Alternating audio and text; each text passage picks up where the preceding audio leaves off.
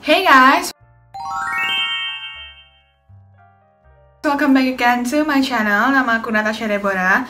Dan di channel aku bakalan ngebahas tentang misteri, beauty, dan juga lifestyle. Nah, bagi kalian yang belum nge-subscribe aku, yuk subscribe aku di sini. 3, 2, 1, terima kasih. Dan bagi kalian mau follow Instagram aku, boleh banget di @sasadeborah, gambarnya ada di sini. Thank you. Dan di video hari ini aku bakalan ngebahas tentang sesuatu yang sedikit menyeramkan, guys. So, nggak usah lama-lama, yuk kita langsung ke videonya. Aku bakalan ngebahas tentang La Llorona. Ya, La Llorona itu adalah cerita legenda yang sangat-sangat menyeramkan dan dia itu cukup terkenal di area Meksiko sana. Dan setelah aku research lagi, ternyata ada yang lebih serem dibandingin La Llorona, namanya itu La Pascualita. So, aku mau bahas langsung, yuk. Disclaimer dulu. Jadi semua yang bakal aku ceritain di dalam video ini itu aku dapat berdasarkan sumber-sumber yang udah terpercaya. Karena La Llorona ini adalah legenda, jadi aku juga bisa mendapatkan sumbernya itu dari orang yang bercerita. Jadi aku benar-benar rely on them.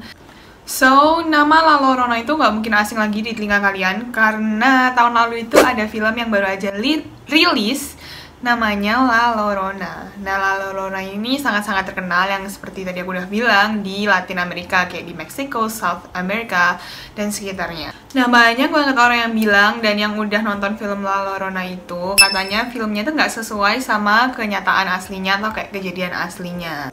Cerita ini tuh udah terjadi sangat-sangat lama, bahkan sebelum masa kolonisasi Meksiko. Jadi ceritanya itu ada seseorang yang bernama Maria, dia itu gadis yang cantik banget, dia tinggal di sebuah desa di Meksiko.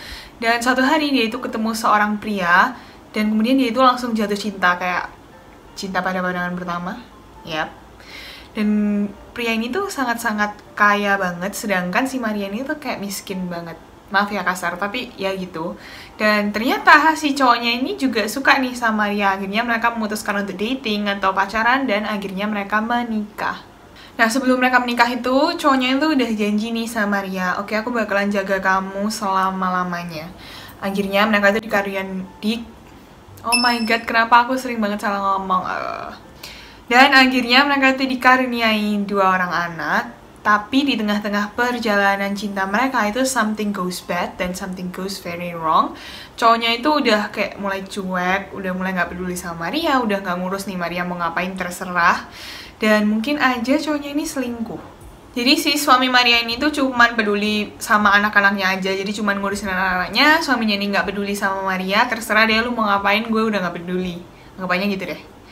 Terus akhirnya Maria ini tahu suaminya ini ternyata beneran selingkuh. Ada beberapa versi cerita, ada juga yang bilang katanya Maria itu lagi jalan terus kelihatan suaminya pergi sama cewek lain. Dan pokoknya mereka memutuskan untuk berpisah atau bercerai, dan akhirnya suami Maria ini memutuskan untuk meninggalkan mereka semua di rumahnya. Jadi suaminya ini kayak langsung pergi aja sama cewek barunya dan ninggalin Maria sama anak-anaknya gitu aja.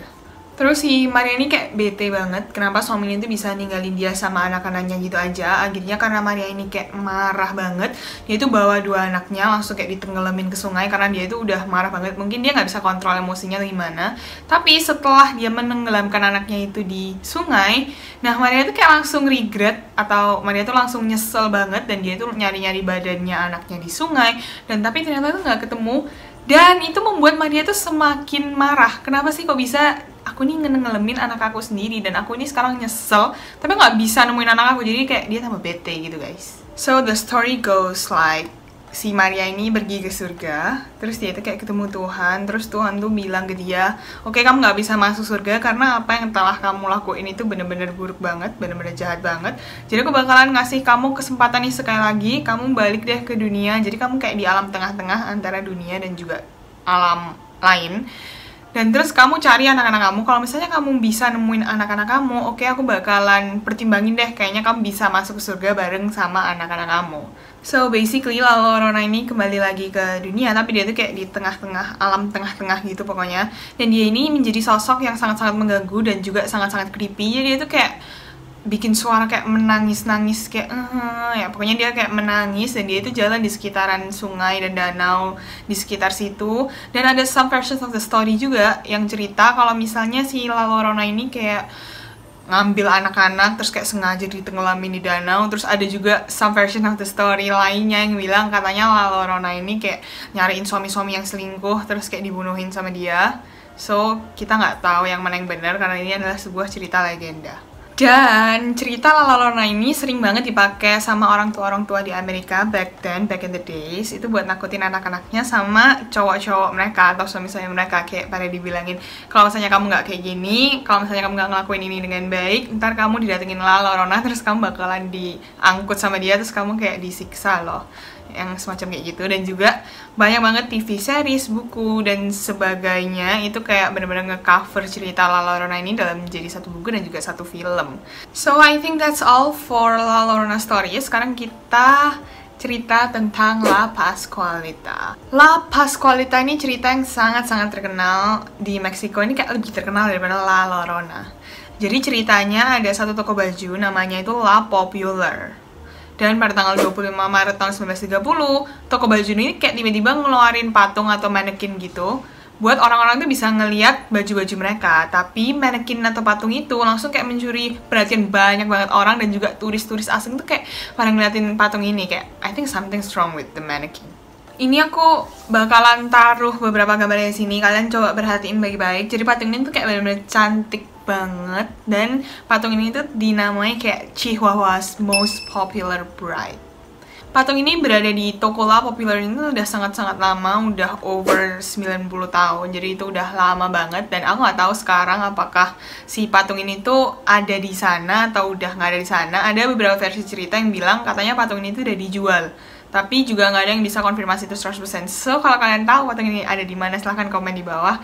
Karena aku juga dikit kepo sih, patung ini itu sebenarnya sekarang apakah masih ada di sana, atau udah dijual, atau gimana. Dan banyak orang itu yang bilang kalau misalnya patung ini tuh kayaknya bukan patung deh, ini bukan manekin deh. Kayaknya ini tuh mayat.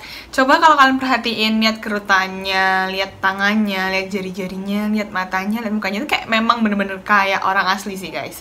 Dan ingat ya, ini tuh tahun 1930. Di tahun 1930 kamu tuh mau bayar berapa mahal sih buat bikin patung kayak gini?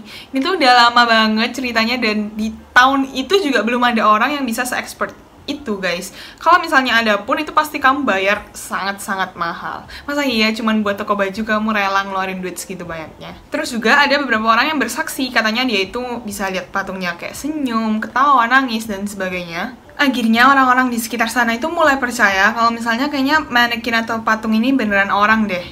Kayaknya orang yang terjebak di dalam patung ini somehow, atau orang yang terjebak dalam toko baju ini. Somehow aja. Nah, ada juga beberapa cerita yang bilang katanya si pemilik toko ini punya anak perempuan yang mau menikah, dan di saat hari H pernikahannya itu anak perempuannya ini kayak disengat sama Scorpion atau Black Widow. Pokoknya something yang poisonous, something yang beracun, dan itu menyebabkan anaknya batal nikah dan juga meninggal. Nah, di sini aku udah cari research, baca-baca beberapa artikel, dan aku tuh nggak bisa nemuin nama anaknya siapa, karena beda-beda di setiap artikel. Ada beberapa artikel yang bilang katanya anaknya ini namanya Donna, dan juga ada beberapa artikel yang bilang katanya nama anaknya ini La Pascualita. Tapi dari 10 artikel yang aku baca itu kayak 8 bilang anaknya La Pascualita. So di sini aku menyimpulin aja mungkin La Pascualita itu nama Meksikonya, terus kayak nama Inggrisnya Donna. Oke, itu kayak masuk akal nggak sih? Mungkin. Banyak orang percaya katanya si mamanya ini kayak nggak bisa ngelepasin anaknya, jadi mayat anaknya tuh kayak dibekuin dan somehow ditaruh di tokonya dia. Dan itu adalah salah satu cara gimana cara mamanya itu agar bisa deket terus nih sama anaknya. Jadi kayak intinya mamanya tuh nggak bisa melepaskan anaknya dengan tenang lah, pokoknya dia itu masih belum ikhlas, dan akhirnya dia tuh kayak membukukan anaknya dan ditaruh di sana. Banyak orang yang tinggal di sekitaran sana itu bilang banyak banget kemiripan di muka anaknya, atau yaitu patung itu tadi, dan juga pemilik toko. Tapi si pemilik toko waktu ditanyain tuh selalu bilang enggak, ini cuma manekin biasa, ini cuma patung biasa. Nah, somehow nggak tahu gimana, tapi patung ini tuh menjadi daya tarik sendiri buat si Chihuahua ini, kota Chihuahua ini, dan juga toko La Popular ini. Jadi banyak banget orang dan turis-turis dari segala macam negara itu cuma datang ke Chihuahua, dan ke toko ini mereka masuk cuman untuk ngeliat aja nih patung aslinya gimana. Dan karena hal ini itu kayak win-win solution aja buat tokonya, dan tokonya ini kayak bisa rame terus kayak orang-orang kan pada sungkan mungkin ya kayak masuk cuma lihat, masa cuma lihat patung sih, jadi kayak mungkin mereka beli dan segala macam. Jadi itu kayak bisa increase sales atau pendapatan toko ini. Tapi sayangnya pemilik toko yang asli ini udah meninggal dan digantiin sama pemilik toko yang baru, namanya adalah Mario Gonzalez. Nah, Mario Gonzalez nih mau tetap nyimpen legend ini, jadi dia itu tetap gantiin baju lapas Squalita 2 kali seminggu. Dan the creepy thing is, Mario ini gantiin baju lapas Squalita itu di balik korden. Waktu ditanyain kenapa, kan dia cuma patung nih, karena dia mau menghargai kesopanan, which is okay. Orang-orang aku kayak merinding guys. Nah, orang-orang itu kayak mulai berpikir kayak, oke, kenapa kamu harus menghargai kesopanan? Dia cuma patung, man. Oke, kalau misalnya kamu bilang kayak gitu, berarti emang benar nih lapas Squalita ini orang yang dibekuin atau emang dia masih hidup atau gimana nih? Nah, ada pegawainya yang bekerja di situ, dia itu bersaksi katanya ngelihat lapas Squalita ini waktu digantiin baju, dia itu kayak ngelihat nadinya, warnanya tuh hijau tua. Pokoknya kayak bukan patung lah. Pokoknya kayak manusia, dan katanya pegawainya tuh juga pernah lihat lapas Squalita ini kayak nari-nari, terus dia bahkan kayak pernah ganti baju sendiri. Oke, aku merinding banget. Dan aku nggak tahu ini bener nggak. Ya ini cuma testimoni pegawainya aja. Ya mungkin pegawainya bisa aja dia ngarang cerita atau gimana. So menurut kalian gimana? Komen di bawah. Nah, si Mario Gonzalez ini juga pernah bilang dia itu enjoy banget sama kepopuleran tokonya karena tokonya jadi rame. Dan sekarang aku juga nggak tahu nih apakah tetap Mario yang punya, apakah patung itu masih di sana atau gimana. Aku belum ada update-nya. Dan juga Mario itu sering banget ditanyain orang-orang nih. Banyak banget yang bilang kalau misalnya dia ini mumi, dia ini kayak oke, ini kayak mayat yang dibukuin. Nah, Mario waktu ditanyain kayak gitu dia bilang, oke, memang banyak banget orang yang bilang kayak gitu, tapi sebenarnya aku juga nggak tahu sih dia ini beneran patung atau gimana. Which is banyak orang yang mengira cerita ini tuh adalah lelucon, tapi ini tuh bukan lelucon guys. Jadi ini tuh kayak beneran kenyataannya kayak itu. Dan banyak orang itu yang bilang kalau misalnya memang beneran pemilik toko yang asli sebelum dia meninggal, dia naruh kayak orang atau kayak mayat yang dibekuin di sana dan dijadikan sebuah manekin atau patung, itu bener-bener kayak non-ethical, atau itu nggak beretika banget deh. Di segala macam bisnis apapun ya guys, itu kayak nggak ada etikanya kayak gitu. Etika bisnisnya kayak kosong kalau misalnya itu bener-bener itu dilakuin guys, dan itu dilakuin sengaja biar dapat kepopuleran dan sebagainya. Itu kayak which is nggak make sense banget menurut aku. Kayak aduh, gimana sih, dia itu gimana juga tetap manusia walaupun dia udah mati, dan itu nggak sewajarnya kamu ngelakuin itu. So, I think that's all for today's video. I hope you guys enjoy cerita singkat tentang La Llorona dan juga lapas Squalita ini. Kalian boleh banget komen di bawah cerita apa lagi yang harus aku ceritain. Apakah kalian suka horor, misteri, atau apa? Kalian boleh komen di bawah. Nah, kalian jangan lupa untuk like, comment, subscribe, dan juga share ke teman-teman kalian ya guys. So, subscribe me, subscribe. Bye, see you guys in my next video.